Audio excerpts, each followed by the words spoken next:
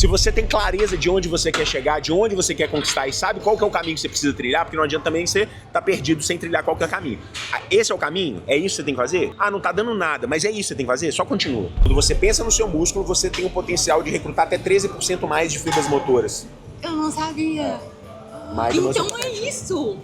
Tenha sócios que complementem as suas defasagens. Isso é fundamental. Ser capaz de celebrar as pequenas vitórias do seu caminho sem olhar pro lado.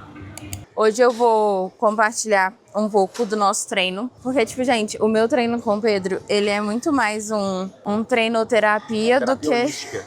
Holística. Terapia holística. Do que um treino em que a gente fala sobre corpo, performance e exercício. E eu acho que talvez isso seja uma das coisas mais leves. Mas quando eu falo que eu sou um treinador físico e comportamental, bate muito nessa linha. Todo mundo fala comigo assim, não, mas como também quando você volta a treinar, seu corpo muda tão rápido, você já consegue um resultado muito rápido.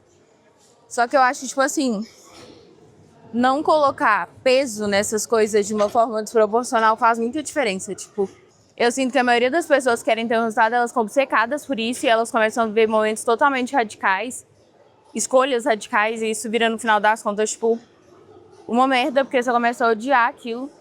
Eu hoje não amo treino igual quando a gente começou a treinar, mas eu falo que trazer uma outra visão para esse momento, que não seja só tipo, nu, eu tô aqui, eu tenho que ficar gostosa, olha os corpos que estão atrás de mim do meu lado.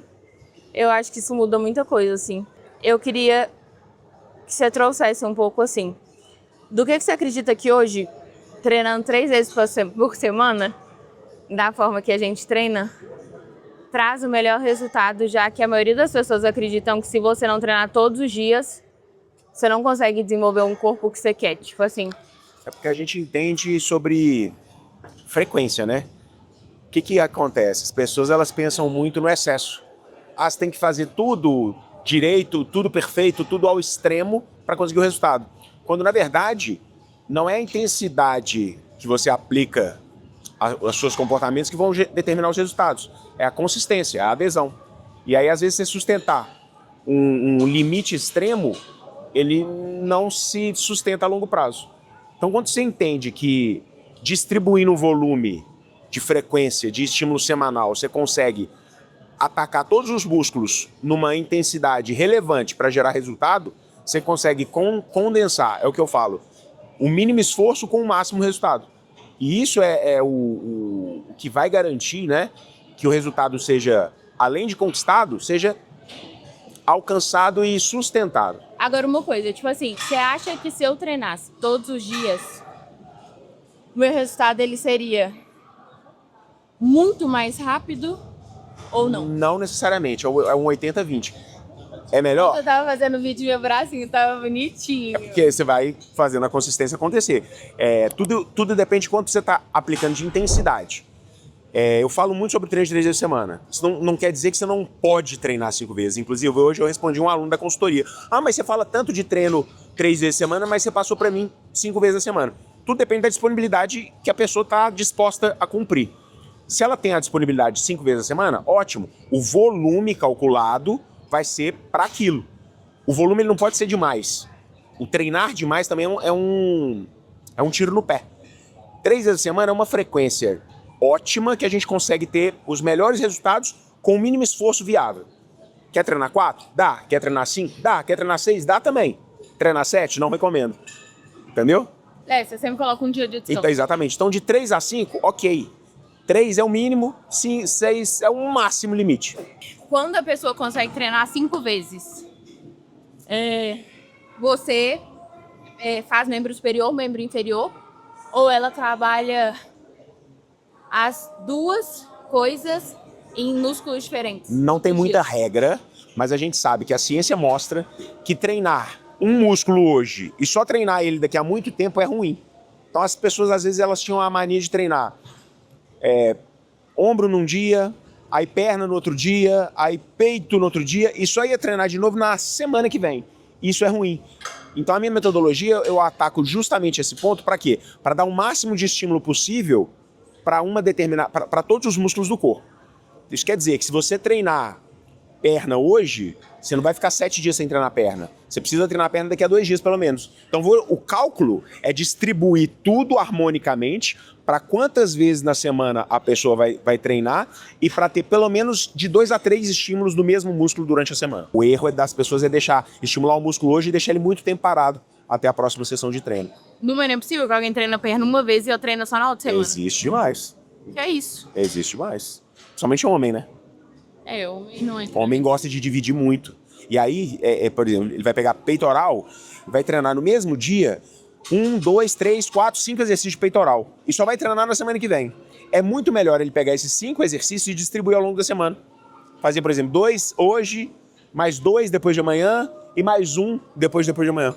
Ele fez os mesmos 5 exercícios, mas ele distribuiu, ao invés de distribuir de forma vertical, ele distribuiu de forma horizontal. Isso é muito mais saudável, isso gera também muito mais benefício a longo prazo. Primeiro que você não sobrecarrega e não estressa demais dentro de uma sessão de treino. Você distribui essa frequência de estímulo, é a mesma frequência de estímulo. E aí ele consegue recuperar e treinar melhor em cada sessão. Não, mas a sensação que eu tenho é que quando eu treino, por exemplo, muito posterior, muito intensamente, depois minha perna não dói no dia seguinte, ela dói 2 dias depois. É porque o excesso ele vai vir alguma hora e vai cobrar o preço. É melhor treinar um volume menor para poder dar sequências programadas várias vezes na semana. Agora, uma outra coisa que eu sempre observei, a gente não fica fazendo muito treino novo.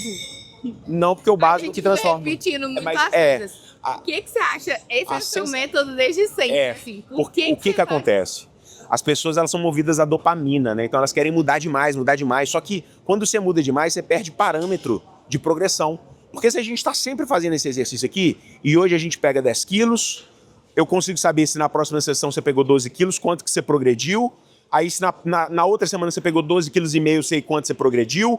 Ah, você recuou um pouquinho, por que você recuou? Se a gente está sempre no mesmo exercício, a gente consegue entender o que está acontecendo de variável, de progressão de carga, de mecânica, de eficiência. Agora, se eu mudo esse agachamento, aí agora a gente vai fazer na semana que vem outro agachamento, aí na outra semana outro agachamento, eu perco o padrão e o parâmetro. Eu não sei quanto de carga você está evoluindo, eu não sei o quanto de progressão a gente está conseguindo gerar. Então eu gosto de manter nos mesmos exercícios. Né, Você vai refinando, exatamente, você vai refinando. E o músculo ele não sabe se você está num agachamento guiado, se está ele sabe fazer o padrão de movimento. E aí dentro daquele padrão de movimento existe uma progressão de carga que a gente precisa respeitar e entender como é que essa curva evolutiva está performando. Nesse contexto, eu vejo muito todas as áreas da minha vida, assim, dessa forma. Eu falo que, quando eu conto, né, que eu tô 15 anos na moda e na lingerie, fiquei 5 anos no biquíni, querendo ou não, uma coisa muito parecida, a gente constrói uma resiliência diferente para fatos que se parecem ali e uma maturidade inquestionável, assim. E tem muita gente que vive essa mesma coisa do exercício na vida pessoal, que a pessoa fica mudando o tempo inteiro. Por que você acredita que, tipo assim, a forma que você desenvolveu o seu treino, por exemplo, eu já vi você tentando aplicar outras metodologias de treino para validar, igual aquela época que a gente estava treinando com os elásticos. Com os elásticos. E foi super legal, mas eu entendi que pela não continuidade você entendeu que aquilo não faria sentido dentro do seu método. Quando você optou por seguir dessa forma, eu entendo também que você não renuncia às melhoras, enfim, né, às novidades e tal. Mas o que você acha que foi o maior motivador para você insistir nessa metodologia e, tipo assim, isso ser inquestionável para você no seguinte sentido? Mano, se você treinar 3 vezes por semana, se você fizer... Porque basicamente assim, eu treino 3 vezes, eu faço os mesmos exercícios, eu trabalho a mesma musculatura. No meio disso, uma consciência corporal me faz treinar o abdômen sem fazer abdominal. Eu queria entender, assim, tipo, o que você pensa, por que você foi tão fiel a esse formato de treino? Se foi pelo resultado dos alunos, sei lá, tipo assim, pelo seu próprio resultado, o que você acredita Exato. que te motivou a manter essa constância no mesmo espaço? Todo padrão de teste, né? A gente está sempre testando coisas novas. A gente não pode invalidar tudo que é novo. A gente pega e separa dentro de uma metodologia que a gente chama de 80-20. A gente pega 20% de clientes, por exemplo, no caso, e testa algo novo. E faz a progressão e vê como é que está acontecendo. Porque os 80 são o que já está validado, o que já dá certo. Dentro dessa base de 80-20, tudo que eu testei sempre, essa base de metodologia de progressão, de repetição, de constância, que é o básico, sempre se revelou ser superior a todo outro. Ah, quer dizer que o outro não vale nada, não presta nada? Não, pode ser que valha, mas talvez não valha mais, entendeu? Então Mas você acha que, vale tipo mais a assim, pena ficar no básico. Pensando no básico, Isso pode também ter a ver pelo fato de o básico ser mais simples de executar e cansar menos no sentido de, tipo, mano, eu tô exausta. Te Tipo, traz isso eu não tô menos fadiga conseguindo neural. fazer. Com certeza, Exatamente. te traz menos fadiga neural. E isso também colabora com a constância. E não necessariamente que o novo é ruim, mas o fácil é mais fácil de fazer. E aí você E faz gera por resultado. mais tempo. E gera resultado e te dá consistência, te dá adesão. Então, sim, não invalida o novo, mas o básico sempre é o básico. São mais de 20 anos de experiência que eu vejo que o básico é o que funciona. E todos os seus alunos, assim, todos eles aplicam essa mesma metodologia, treinos constantes ali, aumento de carga. Exato. A gente precisa entender que metodologia não é algo fixo e engessado, né? Porque cada um é cada um. Mas existe um preceito básico que eu entendo e que eu aplico de forma determinada para cada um. Então aí vai ter um aluno que vai ter uma determinada exigência, que eu dou uma flexibilizada para um lado, outro para outro, porque a individualização do processo passa exatamente pela característica individual de cada um, né? Então, mas dentro do modelo básico, que é o batizado modo LOTS, que a gente trabalha os preceitos básicos, progressão de carga, repetição de padrão, refinamento de movimento, são os pilares que fazem a pessoa melhorar e evoluir tanto físico quanto a mente também, porque é uma neuroplasticidade, né?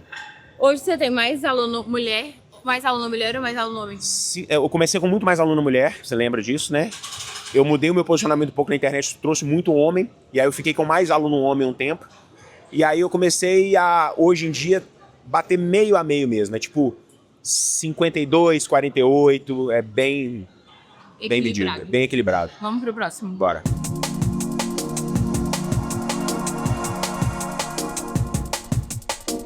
O que você vê de diferente em performance de homem e de mulher nos treinos? Porque o que eu reparo? Como eu comecei a treinar com 15 anos, a academia era predominantemente lotada de homens. Lotada de homens. Eu lembro que eu ficava, tipo, constrangida quando eu ia treinar, assim. Principalmente em academia que a gente focava mais em força e tal. E eu vejo que hoje essa realidade é totalmente diferente. A gente vê muitas mulheres cuidando do corpo de uma forma quase que heterotop também. Exato. E, tipo, eu entendo que nós temos vulnerabilidades que os homens não têm relacionadas à performance no treino, principalmente as questões hormonais. E eu queria que você me contasse, assim, nesse tempo todo, o que você percebeu de maior diferença para homem e para mulher e onde os homens ganham e onde as mulheres ganham? Era um ambiente muito masculino, por quê? Porque é muito ligado à produção de força, né? Produção de força sempre foi algo muito masculino, produzir força. Braçal, né?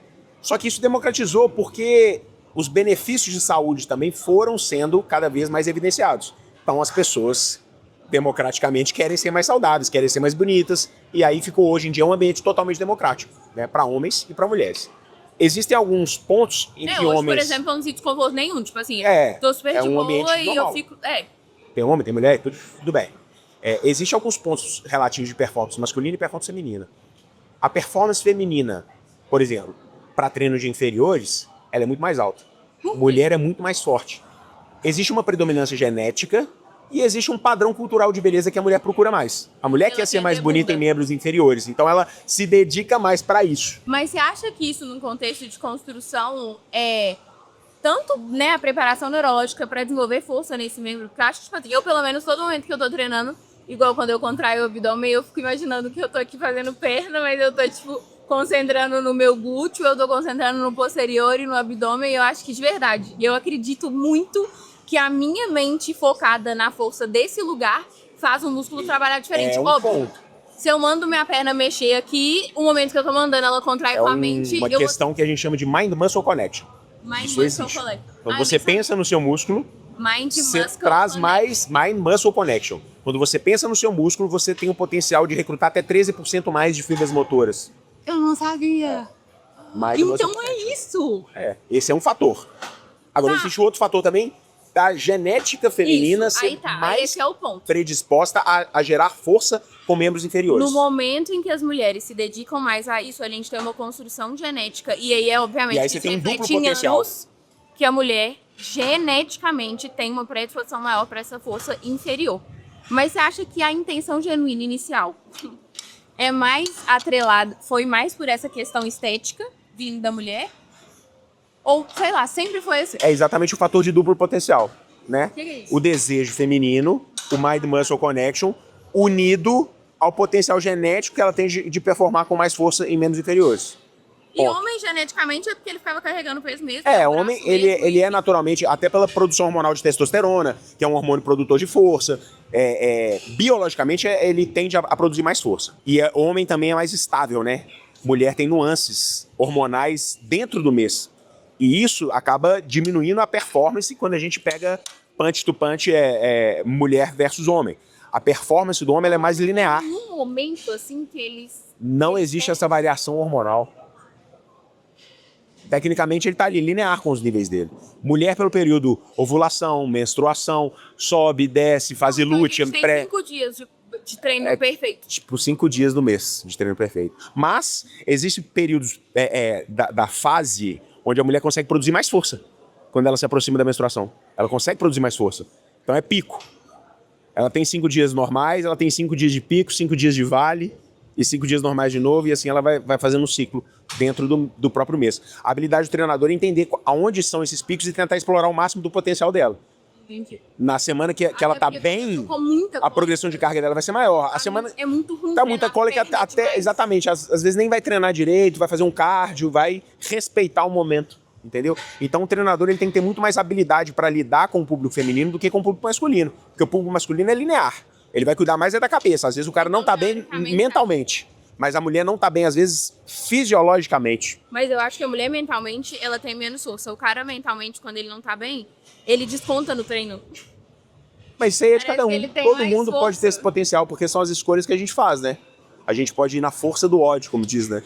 Eu percebo nitidamente que você viveu uma transição do Pedro personal excelente pro Pedro empresário. Hoje, primeiro, né? Hoje você atende por escolha. Sim. 20% ou 15% do volume de aluno que você atendia, até porque você escolheu quem você quer atender. Exato.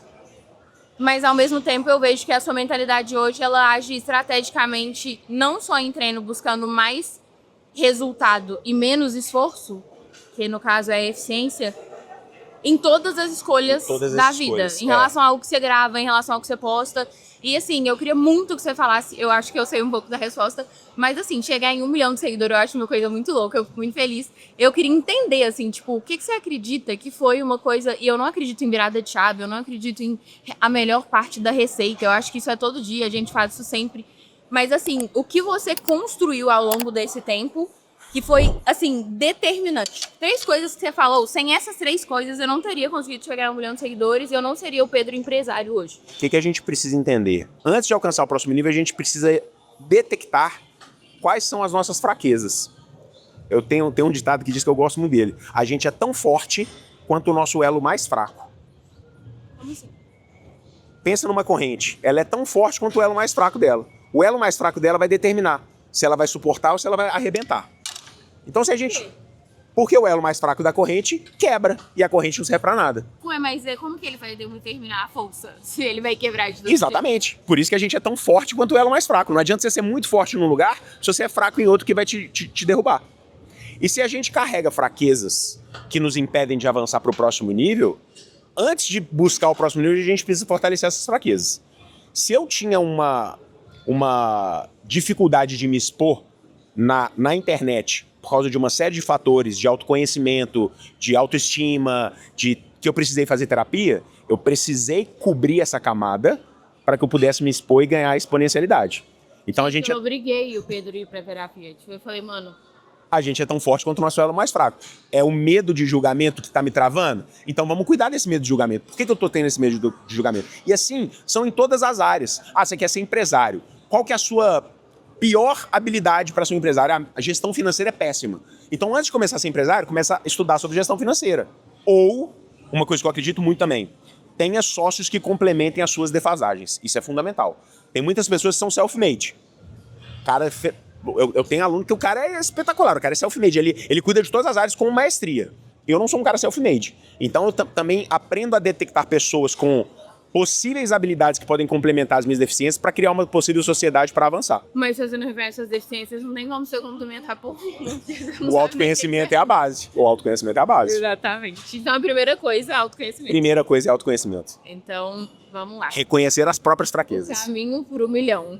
O caminho para o 1 milhão. Primeira coisa, eu me conheço. Primeiro eu me conheço, eu sei onde são as minhas identifico. fraquezas e eu tento fortalecer as minhas fraquezas. Tem um livro que eu amo que ele chama ele tem um método de quem que ele descobre os seus pontos fortes. E ele fala que é muito mais importante você focar nos seus pontos fortes do que tentar descobrir os seus defeitos. Mas eu acho que assim, identificando os seus pontos fortes, você já elimina uma série de outras coisas pra entender que aquilo ali não é o seu core business e que você precisa delegar. Exatamente, isso você precisa delegar. Então, autoconhecimento, terapia, número 1. Segunda dica é entender o seu caminho e ser capaz de celebrar as pequenas vitórias do seu caminho sem olhar pro lado. Difícil pra caralho. Difícil. Principalmente quando você tá num ambiente onde as pessoas performam, às vezes, melhor que você.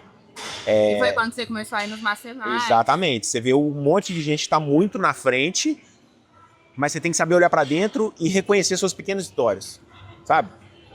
100 seguidores a mais hoje, não importa se o outro ganhou 1 milhão ontem, eu ganhei 100 hoje. Então celebrar suas micro-vitórias, porque isso te dá consistência no processo. Celebrar as pequenas vitórias te dá gratidão para quando num período de deserto, você olhar para trás e falar assim, não, calma, que vai passar. Quantos vídeos ruins você acha que você fez assim, com menos, sei lá, menos de 10 mil views quando você tava crescendo pra ter um bom? Eu passei 6 meses fazendo vídeo ruim. Passei 6 meses flopando vídeo. Nunca tinha viralizado postando nenhum. quantos por dia? Postando 1 por dia nessa época. Era 1 por dia, todos flopavam. Foi quando eu entendi que, tipo assim, uma hora vai. Então você tem que ter resistência mental também. Muita gente desiste no meio do caminho porque não vê as coisas acontecer. Só que se você tem 6 meses, flopando todos. 180 dias. São 180 vídeos flopados. Pra quando vem um, Mas não tinha nenhum no meio desse que falava, não, deu bom. alguns médio bons, né? Tipo assim, Vamos 4. supor, um vídeo, vamos trazer em métrica de número de seguidores alcançados por vídeo. Esse vídeo aqui deu 30 seguidores, que legal. Esse aqui deu 50 seguidores, uau. Esse aqui deu 8 seguidores, massa. Aí você passa muito tempo nessa cadência, quando de repente você estoura um que traz 30 mil seguidores. Então a fase de arrebentação, às vezes, ela demora um pouco. É muito aquela... Sabe aquela metáfora da escavação do diamante? Sim. Que o cara desiste um pouquinho antes de ver as pepitas? É muito isso, sabe? Se você tem clareza de onde você quer chegar, de onde você quer conquistar e sabe qual que é o caminho que você precisa trilhar, porque não adianta também você estar perdido sem trilhar qual que é o caminho. Esse é o caminho? É isso que você tem que fazer? Não tá dando nada, mas é isso que você tem que fazer? Só continua. Só continua. Que uma hora estoura. Mas, por exemplo, o seu caminho final não era 1 milhão. Não. Eu tenho certeza que Não, quando você começou o seu não. caminho, talvez era... Não, eu quero chegar em 100 mil seguidores. Eu não tinha nem muito um número, assim. Eu queria ser relevante o suficiente para que as pessoas pudessem receber minha mensagem. E se isso fossem com 100 mil seguidores, já era um grande marco, né? Eu comecei com 20 mil seguidores, 25 mil seguidores. Então, assim, se eu chegar em 100 mil já tá bom demais. Não, e 20 mil seguidores numa jornada que você já tinha pelo menos uns 13 e 14 anos. Exatamente, desde 2012 até 2023, né? São 10 anos para conseguir ali esses 20 mil seguidores. Então, quando você bate os 100 mil, eles são muito relevantes. Você fala assim, caramba, são 100 mil pessoas. Mas dos 100 mil para 1 milhão, assim, vamos supor na minha métrica de vida de rede social, eu demorei 12 anos para bater 100 mil seguidores e 6 meses para chegar em 1 milhão. Porque você entende o caminho, você entende que consistência é o lugar e você já errou tanto que você se refinou no meio desse processo. Mas então tipo assim, errar... não, você chegou ali errando. Aí você pegou os que acertava, tipo, né, em relação ao conteúdo, por exemplo. Eu sei, porque eu acompanhei de perto, você replicando conteúdos seus que tinham dado certo. E também não adianta replicar o conteúdo dos outros, que a pessoa vai seguir pra ver o seu tipo de conteúdo. Entender o que minimamente dá certo pra você começar a repetir naquilo. E aí você vai... É como se você fosse subindo degraus da sua própria evolução. Você melhora um pouquinho e você tem um padrão ali, esse padrão aqui foi um pouquinho melhor do que os outros, deixa eu repetir esse padrão. Aí você acerta de novo um outro movimento, que aí você sobe a régua de novo. E a sua constância de fracassos vai te refinando a tal ponto que você vai se tornando excelente. Ou seja, o fracasso é o caminho da excelência e ponto final. Ponto final. As pessoas têm medo de fracassar, né? E o medo do fracasso Não esconde, exatamente, eu sei te disso. priva de chegar lá. E eu falo muito isso. As pessoas às vezes apontam os nossos erros como se eles não fizessem parte do nosso maior acerto, né? Exatamente. É aquela lá do Michael Jordan, né? Pra acertar, sei lá quantas bolas, ele errou X mil vezes mais. Agora, uma coisa também. Quantos conteúdos você produziu nesses 6 meses que você chegou a 1 milhão por dia? Foi quando eu peguei a minha cadência e falei assim, agora eu vou colocar 3 vídeos por dia. Essa foi a cadência da consistência.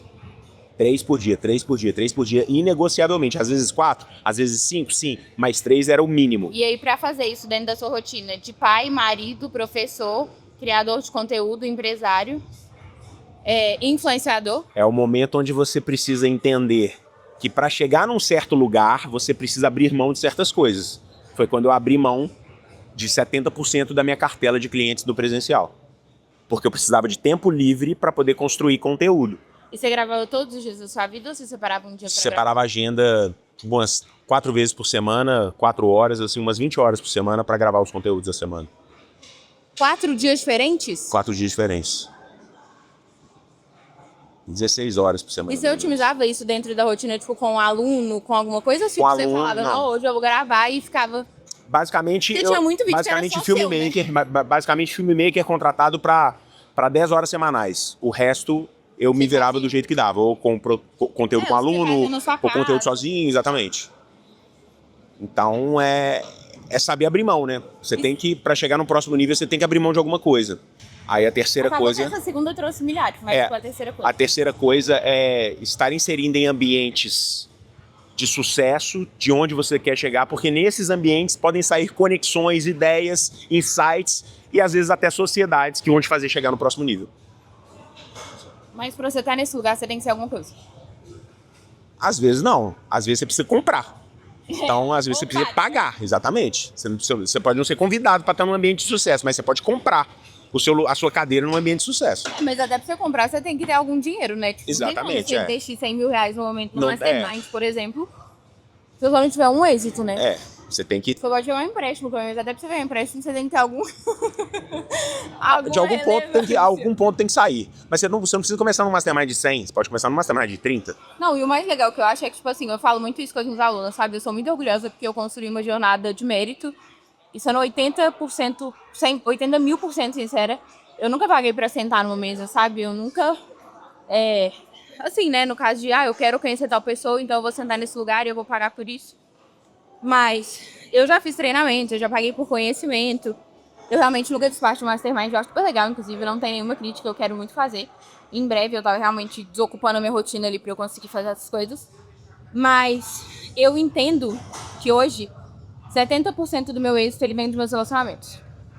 Ambientes, né? Exatamente. Então, assim, eu acredito que isso foi uma coisa muito indispensável para acessar lugares que eu acessei, principalmente empresários que têm esse feeling do comecei do zero. Então não foi nem um contexto de conhecer pessoa famosa, gente que tinha relevância.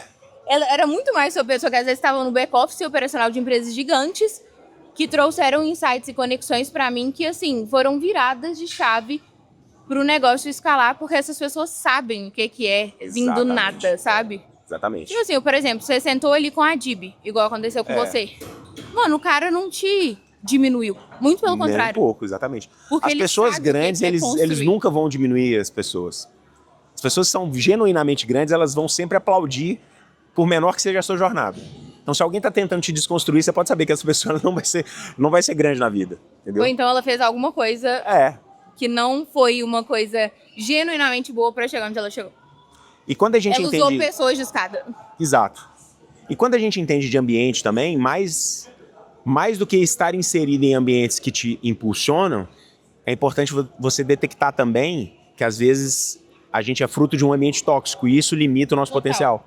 Né? Quando você está numa roda de bar com um monte de gente falando da vida dos outros, qual que é a sua chance de potencial de crescer? Zero. Então você precisa abandonar mesas... Nossa, acreditar que a gente tá em mesas boas, vão fazer a gente boas, e a gente dá em mesas ruins e medíocres vão fazer a gente... Não vão fazer a gente ficar medíocre. Exatamente, Não, eu sou muito Se funciona do lado, por que não funciona do outro, né?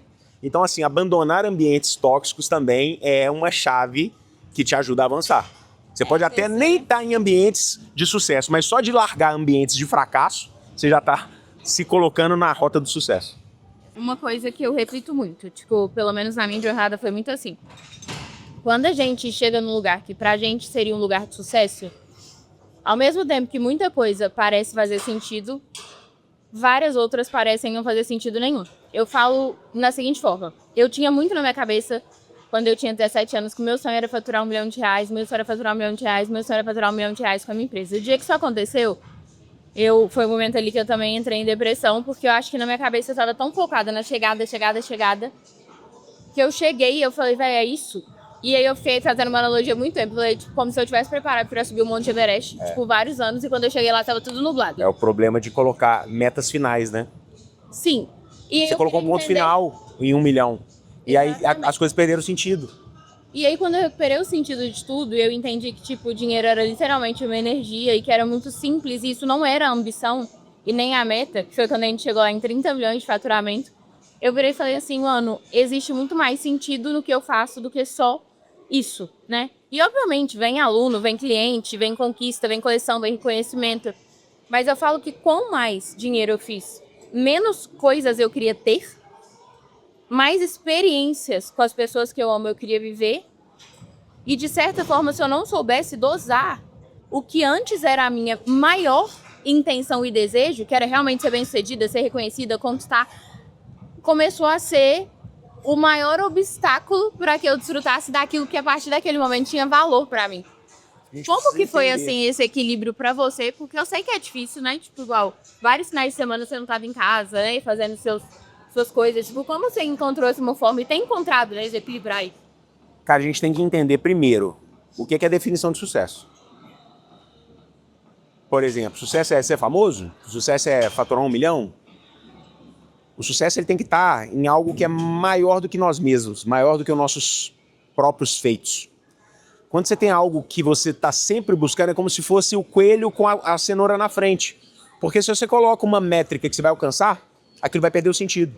Mas quando é algo que vai além de você, sucesso é o quê, então? É a diferença que você faz positivamente na vida das pessoas. Sucesso é o quê, então? É quem vence quando você vence.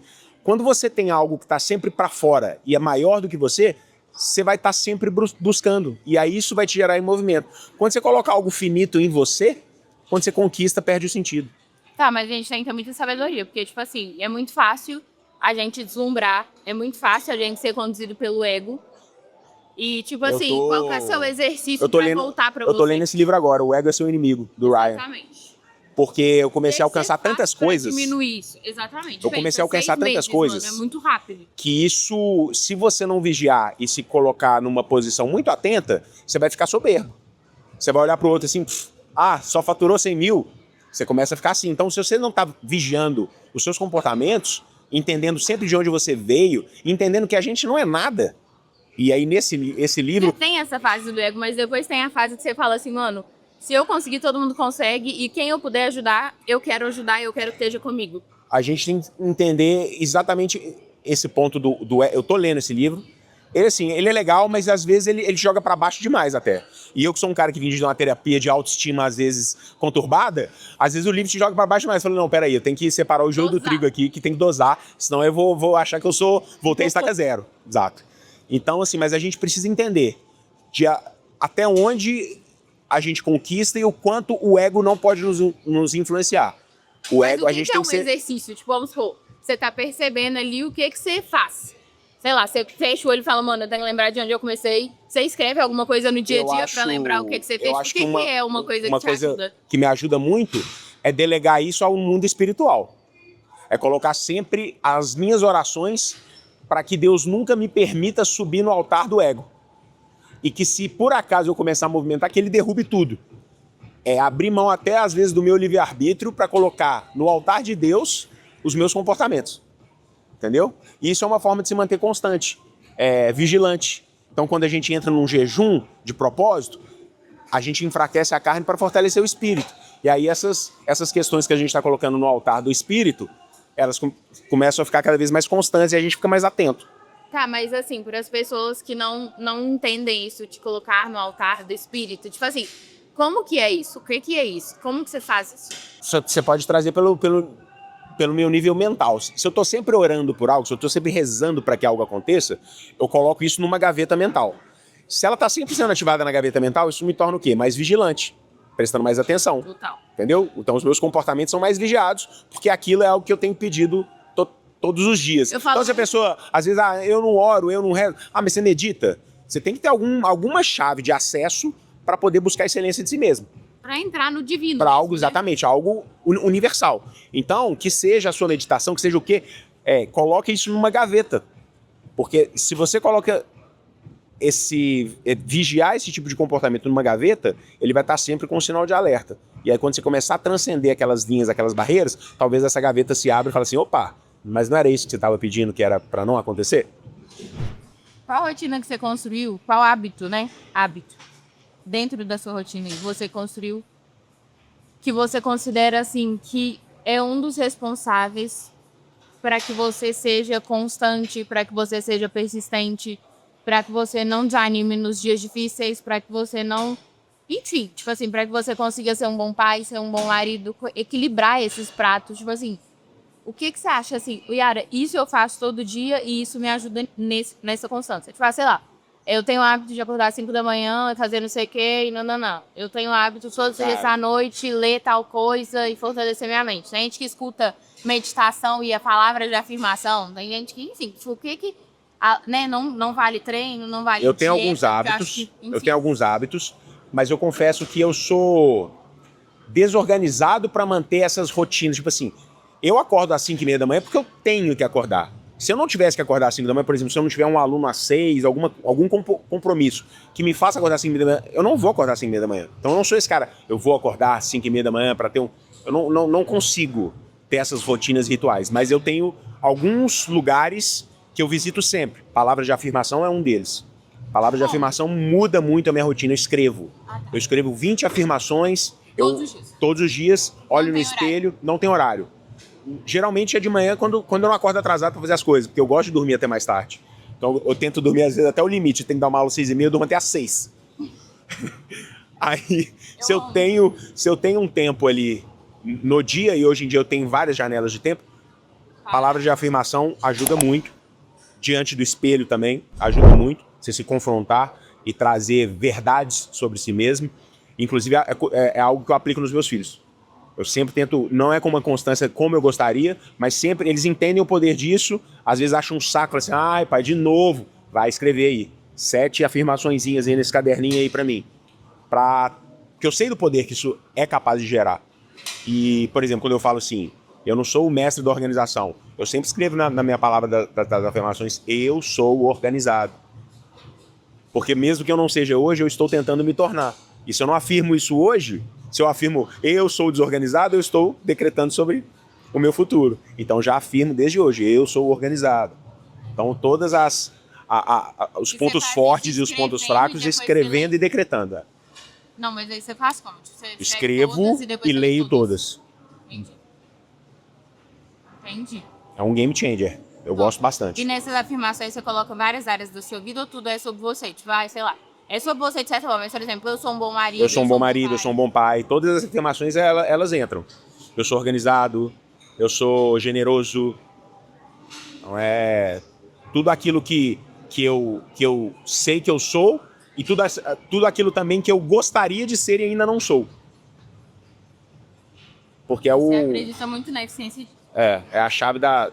E aquela oração que você posta de manhã, que você escreve no caderno? Ali a minha oração do dia, eu escrevo cartas pro Espírito Santo. Às vezes eu escrevo com vontade de agradecer, às vezes eu abençoar meu dia, às vezes pedindo presença, pedindo... Ali é um fluir, eu não tenho uma regra. Eu abro o caderno e escrevo uma carta pro Espírito Santo. E é legal que eu comecei a postar e as pessoas começaram a fazer. Eu amei. É muito legal. Às vezes eu faço até a sua carta na minha oração. É ótimo. Mas eu amei, Pepe. É ótimo.